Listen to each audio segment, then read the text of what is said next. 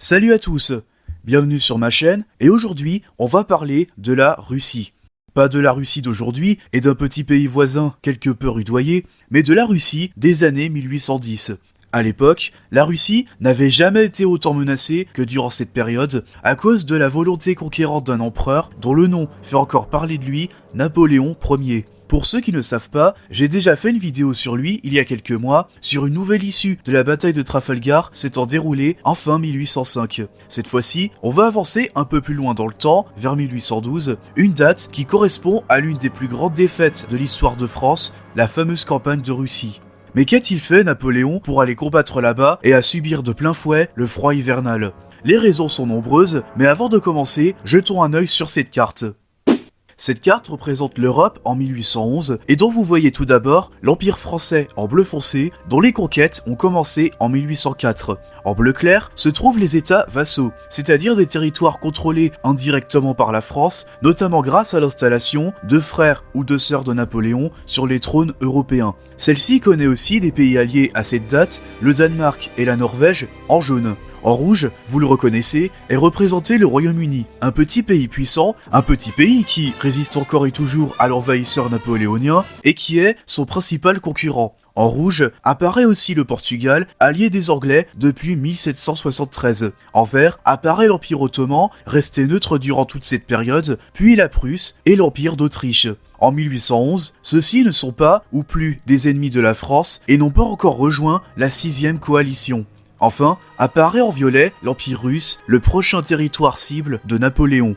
À partir de 1811, Napoléon, bien qu'à la tête d'un État puissant, rencontre quelques difficultés. Par ses généraux, l'empereur commença à subir quelques revers face aux Anglais et aux Espagnols. Les défaites subies dans la péninsule ibérique ont brisé le mythe de l'invincibilité de l'armée impériale et certaines monarchies étaient à nouveau prêtes à en découdre avec Napoléon. Celui-ci était aussi confronté au réveil d'un géant qui était la Russie. Le chef de l'époque, le tsar Alexandre Ier, resta passif lors de la défaite autrichienne, mais commença à durcir les relations commerciales avec la France, notamment en instaurant des taxes à la frontière russe.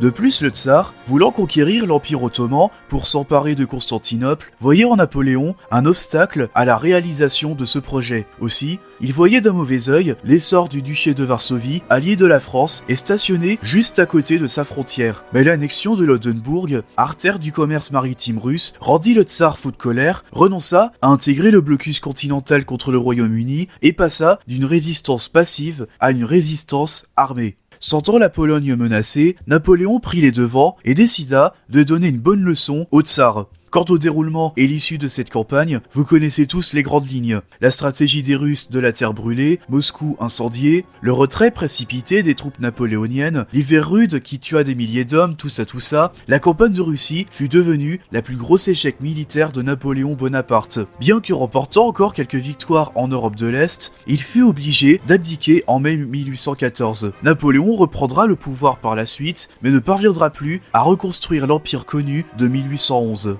Napoléon était capable de conquérir les points importants de la Russie européenne, et on va imaginer qu'en 1812, celle-ci a fini par se rendre. Napoléon aurait-il découpé l'Empire? Combien de temps la paix aurait-elle duré? Aurait-il opté pour la conquête d'autres pays, ou aurait-il consolidé son pouvoir? La défaite de la Russie suffirait-elle pour que les coalitions s'arrêtent? Que de questions à se poser, et dont vous trouverez les réponses dans quelques instants. Nous allons commencer, mais avant, n'hésitez pas à vous abonner et à mettre un pouce bleu. Ça m'encourage à créer d'autres vidéos sur l'histoire ou sur la géographie. Attention, c'est parti! Avant de considérer ce qui se serait passé si la campagne de Russie de Napoléon avait été couronnée de succès, il serait intéressant de mettre fin à une idée reçue. Il serait beaucoup trop facile de supposer que Napoléon aurait installé des colonies en Russie et poursuivrait son ambition de contrôler le continent européen. Ceci était loin d'être le cas. Contrairement à la croyance populaire, Napoléon n'avait au départ jamais eu l'intention de conquérir la Russie, ni même de renverser le tsar. Il savait qu'il n'avait pas les moyens de gouverner ce pays et avait simplement cherché à mater les Russes le plus longtemps possible, pensant que la Russie serait une menace existentielle pour son empire. Le plus grand perdant de cette campagne serait non pas la Russie, mais certainement le Royaume-Uni. Ce pays était responsable de l'organisation de la 6e coalition, établi peu de temps après la défaite de Napoléon à Moscou. Bien sûr, dans cette chronologie altérée, cette coalition n'existe pas et vous allez comprendre pourquoi. Déjà, la Russie, vaincue par Napoléon, se verrait obligée d'intégrer le blocus continental, contribuant au coupage définitif des approvisionnements vers la Grande-Bretagne. Bien que puissante, la Grande-Bretagne ne pouvait pas développer une politique d'autosuffisance. Il arriverait un moment où ce pays succomberait à une pénurie de certains produits importés et conduirait à des problèmes en tout genre. Dans notre réalité, la Grande-Bretagne était même prête à signer un nouveau traité de paix si le blocus était maintenu après 1812. Le pays aurait alors cédé une partie de son empire colonial et se serait rendu. Il faut aussi prendre en compte la déclaration de guerre des États-Unis contre l'Angleterre en début 1814 en réponse à une tentative d'invasion désastreuse de leur pays. Si on tient compte de cela, avec la puissance de la Grande Armée, l'Angleterre serait militairement perdue, ne pouvant pas s'imposer face à la France et les États-Unis. Après la Russie, Napoléon se serait tourné vers les États-Unis et commencerait à faire du commerce avec eux, permettant de rembourser les dettes militaires de l'Empire. Mais la Grande-Bretagne aurait-elle fini par être envahie ? Cela reste un sujet à débat, car Napoléon voulait bien sûr affaiblir la perfide Albion, mais n'en avait pas encore les moyens militaires. La défaite de 1805 à Trafalgar a conduit Napoléon à un projet de reconstruction rapide de sa flotte. Le but de Napoléon était d'attaquer la Grande-Bretagne lorsque sa puissance maritime atteint un ratio de 3 navires sur 2, un objectif qui ne serait atteint que vers 1818-1820 si Napoléon n'avait eu entre-temps aucun pépin. Cela dit, les finances de la Grande-Bretagne diminueraient à partir de 1812 pour devenir exsangues vers 1815. Lors de sa campagne de Russie, Napoléon était confronté à la politique revancharde d'un autre pays, qui est l'Espagne. En 1807, la France avait envahi et occupé ce pays, profitant d'une offensive anglaise et portugaise sur ce territoire. Puis, en 1812, cette occupation a conduit à des révoltes soutenues par les Britanniques.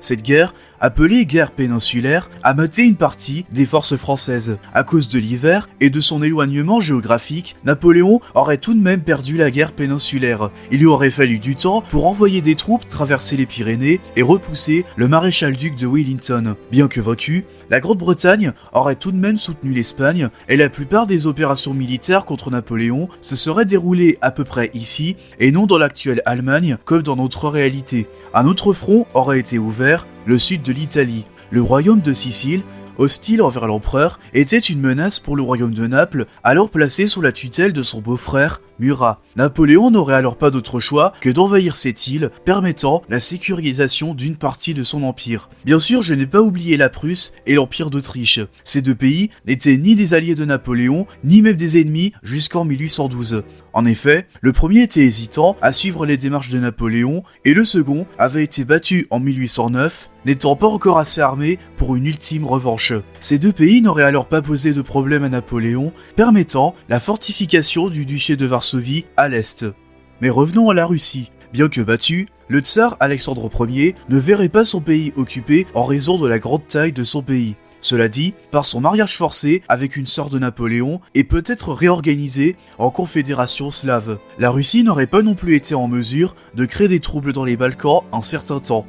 On entend beaucoup parler d'une possible invasion française de l'Empire ottoman ou du Maroc, envisagée dès 1808. Cela reste aussi peu probable tout de suite à cause de la dispersion des troupes napoléoniennes déjà occupées à calmer les mouvements de révolte dans les territoires vassaux. Une présence militaire permanente aurait tout de même conduit à une montée des nationalismes avec le refus de l'instauration du code civil. Dans la révolte, une réunification de l'Allemagne et de l'Italie serait entreprise beaucoup plus tôt que dans notre réalité. Napoléon serait contraint à donner une part d'autonomie aux Européens en levant son occupation militaire. Un lien fort serait maintenu avec l'Europe grâce à la dynastie familiale de Napoléon installée dans tous ces pays, tout en permettant leur indépendance et leur évolution vers des empires ou des monarchies constitutionnelles. Ce qui intéressait Napoléon, c'était de sauvegarder les acquis de la Révolution et de les répandre dans le monde. Il voyait la France comme une puissance idéologique et culturelle, d'où la nécessité d'avoir une supériorité militaire par rapport à ses voisins. Napoléon, après le succès du blocus et le départ de ses troupes, aurait instauré un grand empire colonial, une armée et une économie puissantes, et une hégémonie idéologique grâce au code civil et aux idéaux de la Révolution. La Belgique, le canton de Genève, la Sarre et une partie des Pays-Bas seraient devenus entièrement francisés. À plus long terme, cela changerait radicalement un grand nombre de choses, de nouvelles idées qui apparaissent plus tôt ou plus tard et des situations historiques qui se sont déroulées différemment. En revanche, il serait inévitable de la venue d'une Première Guerre mondiale et l'ascension des nationalismes européens causés par la politique conquérante de l'empereur.